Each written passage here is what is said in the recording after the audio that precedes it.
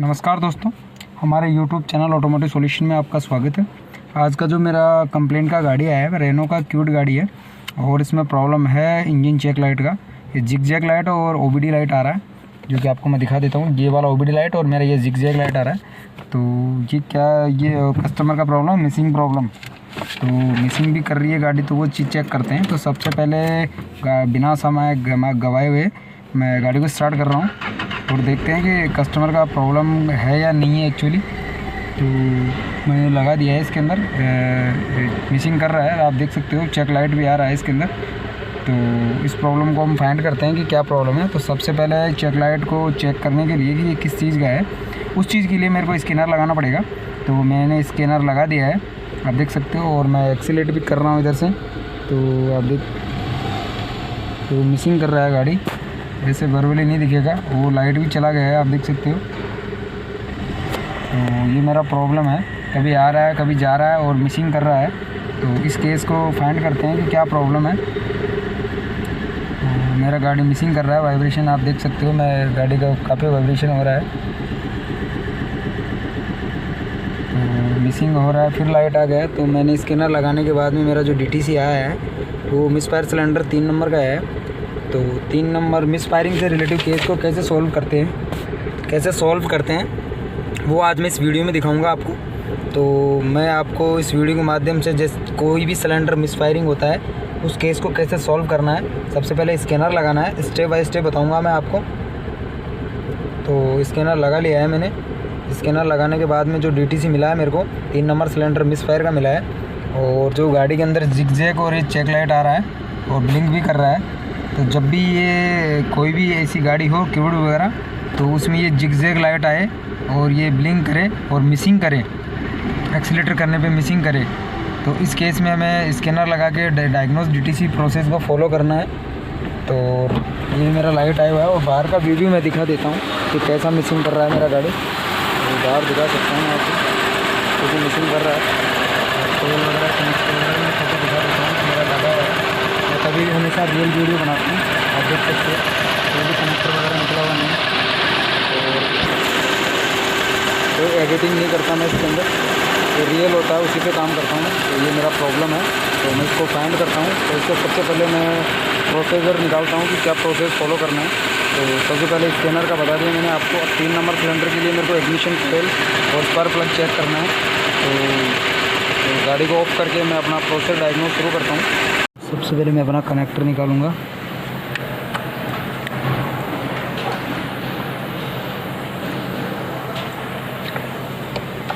और फिर इसके बाद में मैंने कोयल निकालना है मेरे को।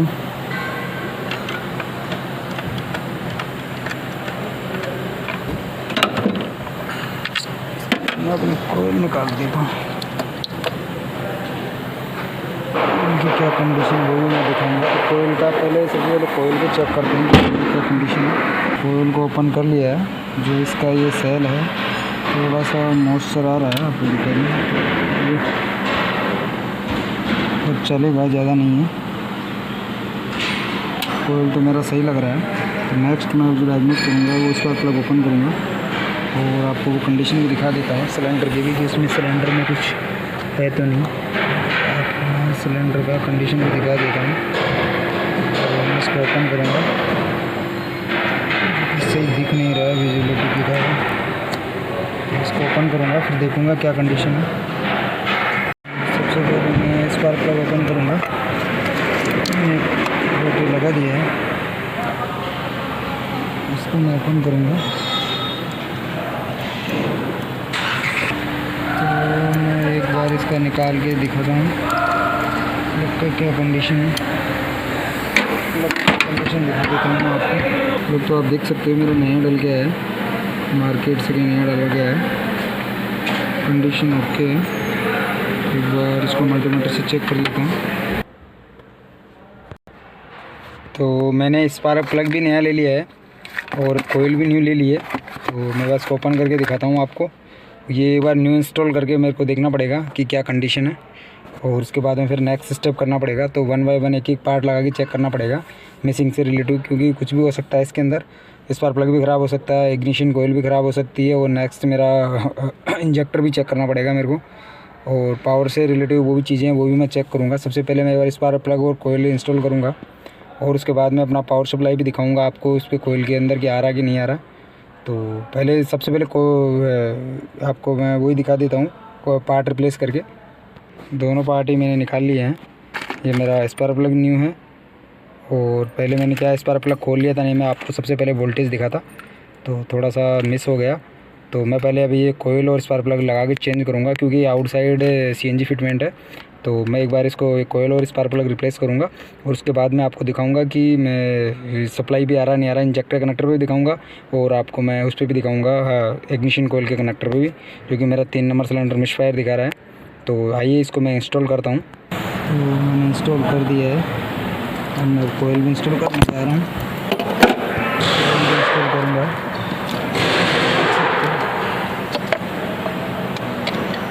कर दिया मैंने, कोयल भी इंस्टॉल कर दिया है, तो मैंने फिक्स कर दिया है। तो प्लग वगैरह चेंज करने के बाद भी मेरा मशीन कर रहा है। तो सबसे पहले मैंने जो इंजेक्टर का कनेक्टर है तो वोल्टेज दिखा देता हूँ आपको।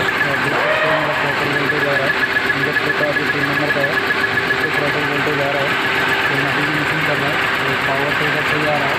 तो इधर कोयल का मैं वोल्टेज दिखा देता हूँ आपको। तो कोयल से मेरा वोल्टेज आ रहा है, मेरा कोयल से आप वोल्टेज देख सकते हो क्योंकि वोल्टेज आ रहे हैं। लाइट अभी भी आ रहा है और कोयल और स्पार्क प्लग चेंज करने के बाद भी मेरा प्रॉब्लम रिजॉल्व नहीं हुआ। अब देख सकते हो मिसिंग कर रहा है गाड़ी और चेक लाइट भी आ रहा है। तो मैं इसको आपको पैरामीटर में भी दिखा देता हूँ कि मेरा जो मिसफायर काउंटर है वो कितना है। अब देख सकते हो मिसफायर काउंटर 3 नंबर सिलेंडर 960, तो और बाकी में नहीं है मिसफायर, बाकी सेकंड में थोड़ा कम है। तो मैं अब इसका जो नेक्स्ट करूँगा डायग्नोज, तो इंजेक्टर को 3 नंबर को 1 नंबर में लगा के चेक करूँगा। तो एक बार रियल खोल के आपको दिखा देता हूँ कि मेरा इंजेक्टर में फॉल्ट तो नहीं है, कहीं इसमें इसका पोर्ट वगैरह ख़राब हो। तो मेरा पावर तो पूरा है, कोई इग्निशन कोयल में पावर भी पूरा आ रहा है और मैंने स्पार्क प्लग और कोयल भी रिप्लेस कर दिया है और इंजेक्टर का वोल्टेज भी चेक कर लिया है। अब मेरा एक बार जो कंपोनेंट बचता है वो है इंजेक्टर। उसके बाद में जो नेक्स्ट रहेगा वो आपको मैं बताऊँगा। पहले इंजेक्टर को इंटरचेंज करके देखूँगा मैं। तो आइए मैं एक बार इसको रिमूव करता हूँ इंजेक्टर को और 1 बाय 1 आपको वीडियो में दिखाऊंगा। खोल लिया है, आप देख सकते हो। इसके पोर्ट भी दिखा देता हूँ आपको मैं। ये मेरा 3 नंबर है, ये मेरा 2 नंबर है, ये मेरा 1 नंबर है। एक वाले का थोड़ा सा 3 नंबर वाले जो पोर्ट है थोड़ा सा मेरे को इसमें और से ज़्यादा दिख रहे हैं। ये मेरा 2 नंबर है, ये मेरा 1 नंबर है। तो इस 3 नंबर वाले को 1 नंबर में शिफ्ट करके एक बार वापस अगेन लगा के चेक करूँगा। तो सबसे पहले मैं अच्छे से क्लीनिंग कर लेता हूँ और उसको लगा के फिर आपको वीडियो में दिखाऊंगा मैं। 3 नंबर का मैंने खोल लिया है, आप देख सकते हो, और अच्छे से क्लीनिंग भी कर लिया है, कुछ भी इसमें और कुछ नहीं है। 1 नंबर को भी रिमूव करूँगा और शिफ्टिंग करूँगा। मेरा 1 नंबर हो गया, ये मेरा 3 नंबर हो गया। मैं 3 नंबर को इधर रखता हूँ, 1 नंबर को इधर रखता हूँ, फिर चेंज करके आपको दिखाऊँगा। तो अच्छे से मैंने फिटिंग कर दिया है वापस से। तो एक बार मैं गाड़ी में इंस्टॉल करके एक बार मशीन चेक करूँगा कि मेरा पर्टिकुलर उसी सिलेंडर मिसफायर आ रहा है या दूसरे में सिलेंडर मिसफायर है। तो बस वो इंस्टॉल करके फिर नेक्स्ट आपको दिखाऊँगा। तो मैंने वापस से कंप्लीट फिटिंग कर दिया है और कनेक्टर को फिक्स कर दिया है, आप देख सकते हो। तो एक बार स्टार्ट करके देखूँगा मैं गाड़ी। तो सिलेंडर मिसफायर अभी भी कर रहा है। तो फाइनली जो मेरा बचता है तो मेरे को कंप्रेसर चेक करना है, क्योंकि मैं डायरेक्ट कंप्रेसर भी चेक कर सकता था, लेकिन मेरे को प्रोसेस फॉलो करना है। जैसे स्पार्क प्लग, इग्निशन कोयल, इंजेक्टर, ये सारी चीज़ चेक करनी पड़ती है, पावर सप्लाई वगैरह। तो मेरा फॉल्ट अभी भी रिजॉल्व नहीं हुआ है और आपको क्लिप टूल में भी आपको मैं दिखा देता हूँ तो इसका क्या डायग्नोज टूल में कि इसका अभी BTC आ रहा नहीं आ रहा। आप देख सकते हो लाइट अभी भी आ रहा है, प्रॉब्लम अभी रिजॉल्व नहीं हुआ है। और इधर स्कैनर टूल में भी दिखा देता हूँ मैं आपको।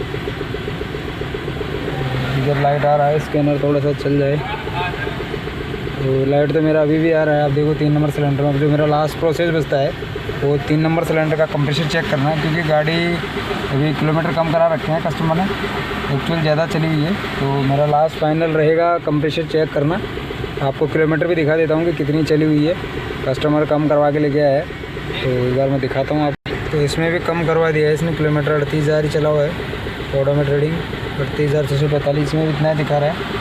तो कस्टमर ने कम करा रखे हैं किलोमीटर। लास्ट फाइनल जो बचेगा मेरा वो कंप्रेसर रहेगा चेक करना। तो एक बार कंप्रेसर चेक करता है। जैसे टूल लगा लिया है, मेरे को उस पर डाउट था कि उसका वैल्यू सही नहीं आ रहा था, तो एक बार इससे लगा के मैं चेक करूँगा। एक बार क्रैंक करो, वापस में हो गया लगा, आप देख सकते हो। बस आप देख सकते हो इसमें आ रहा है मेरा 80 kPa यानी 8 बार के लगभग है, तो ये काफ़ी कम है मेरा। तो मेरा इसका कंप्रेशर डाउन है, देख सकते हो। तो मेरा ये जो प्रॉब्लम है, ये कंप्रेशर अगर आपका कम है तो आपका हेड साइड प्रॉब्लम है, तो आपको मेरे को इसको इंजन ओवरऑल करना पड़ेगा इसमें। तो मेरा फाइनली जो फॉल्ट मिला है, मैंने ये चीज़ें मैं बिना कोयल वगैरह भी कर सकता था, लेकिन इसलिए नहीं किया कि आपको प्रोसेस फॉलो करना है। जैसे मैंने प्रोसेस फॉलो किया, पावर सप्लाई चेक करनी है, कोयल्स चेक करनी है, स्पार्क प्लग चेक करना है, इंजेक्टर्स चेक करने हैं, इंजेक्टर की सप्लाई चेक करनी है, और लास्ट फाइनली जो मेरा बचता है वो मेरा कंप्रेशर चेक करना था। जो मैंने कंप्रेशर चेक करके देखा तो उसमें लो आ रहा है, तो ये मेरा प्रॉब्लम है। वो इंजन खुलेगा क्योंकि ये CNG में चली हुई है, तो इसकी वाल सीटें वगैरह कट गई है। तो थैंक यू दोस्तों, अगर आपको वीडियो में कुछ सीखने को मिला हो तो मेरे चैनल को लाइक शेयर एंड सब्सक्राइब कीजिए। और मैंने फुल कोशिश की है कि आपको वीडियो में मैं मिसफायर से रिलेटिव कैसे आपको वीडियो में दिखाऊं। तो आप मेरे वीडियो को, चैनल को लाइक एंड शेयर सब्सक्राइब करोगे तो मेरा हौसला बढ़ेगा, मैं इससे भी अच्छी वीडियो लेके आऊँगा और आपको आपके सामने जैसे प्रोसेस वायरिंग डायग्राम से रिलेटिव सारी चीज़ें वो मैं 1 बाय 1 स्टेप आपको दिखाऊँगा। तो थैंक यू दोस्तों, चैनल को लाइक शेयर एंड सब्सक्राइब कीजिए। Thank you.